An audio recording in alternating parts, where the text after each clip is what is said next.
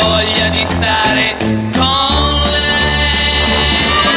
Al primo appuntamento dopo un bacio parli d'altro e non d'amore. Ma passano i giorni e i mesi e chissà come e perché